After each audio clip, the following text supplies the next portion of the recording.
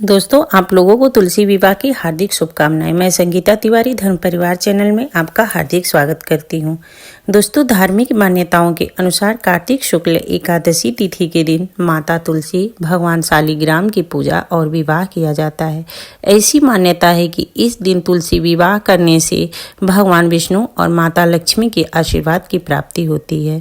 दोस्तों, हमारे धर्मशास्त्र की यहाँ तक मान्यता है कि अगर किसी कन्या के विवाह में किसी प्रकार का विलंब आता हो या फिर उसकी कुंडली में विवाह का योग बना ही न हो, तो ऐसी कन्या अगर कार्तिक शुक्ल एकादशी तिथि यानी देवउठनी एकादशी के दिन तुलसी माँ का विधिवत पूजन करे और उस दिन तुलसी माता और शालिग्राम के विग्रह का विवाह करे और पूजा के बाद अपनी मनोकामना माता तुलसी से प्रकट करे तो निश्चित ही मनवांछित फल की प्राप्ति होगी। दोस्तों, पौराणिक कथाओं के अनुसार कार्तिक शुक्ल एकादशी यानी देवउठनी एकादशी वाले दिन भगवान विष्णु पूरे 4 माह बाद योग निद्रा से उठते हैं और उनके जगने के बाद उनकी शालिग्राम अवतार के साथ माता तुलसी जी की विवाह करने की परंपरा है।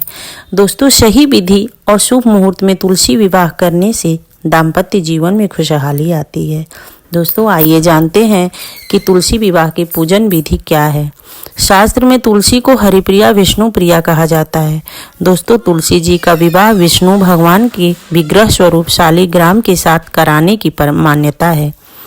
उस दिन प्रातः काल उठकर स्नान के बाद स्वच्छ वस्त्र धारण करें और व्रत का संकल्प लें। सबसे पहले एक साफ चौकी पर पीले रंग का कपड़ा बिछाएं, तुलसी माता का गमला रखें और शालिग्राम का विग्रह रखें। तुलसी के गमले में गन्ने का मंडप बनाएं और विष्णु भगवान की प्रतिमा के ऊपर केले का मंडप बनाएं।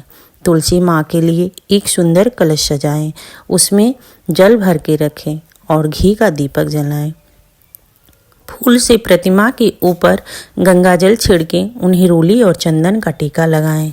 तुलसी माँ के सुहाग की सामग्री ऋतु के फल अर्पित करें, जैसे लाल चुंदरी, सिंदूर, चूड़ी, बिंदी, महावर आदि चीजें अर्पित करें। शालिग्राम को हाथ में लेकर तुलसी की परिक्रमा करें।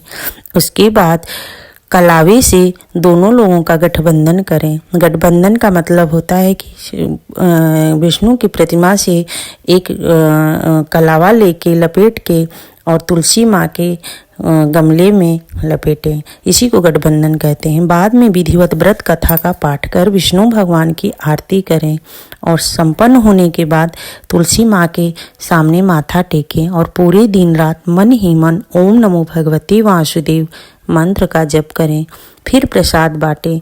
दोस्तों, हमारे धर्मशास्त्र की मान्यता है कि तुलसी विवाह करने से 11 कन्यादान का फल प्राप्त होता है। दोस्तों, तुलसी विवाह की पौराणिक कथा जान लेते हैं। एक बार एक जालंधर नाम का एक राक्षस था। वह बहुत ही पराक्रमी था। उसकी वीरता का रहस्य उसकी पत्नी वृंदा की पतिव्रत धर्म था। एक बार जालंधर की उदंडता से परेशान होकर देवतागण भगवान विष्णु के पास पहुँचे, रक्षा की प्रार्थना करने लगे। तब भगवान विष्णु ने जालंधर की वीरता को नष्ट करने के लिए उनकी पत्नी वृंदा के पतिव्रत धर्म को भंग करने का निश्चय किया।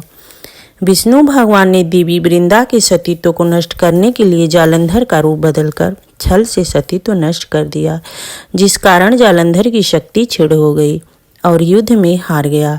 जब देवी वृंदा को विष्णु के छल का पता चला तो भगवान विष्णु को पत्थर बन जाने का श्राप दिया। उसके बाद सती हो गई। जिस स्थान पे वो सती हुई वहां तुलसी वृक्ष प्रकट हुआ।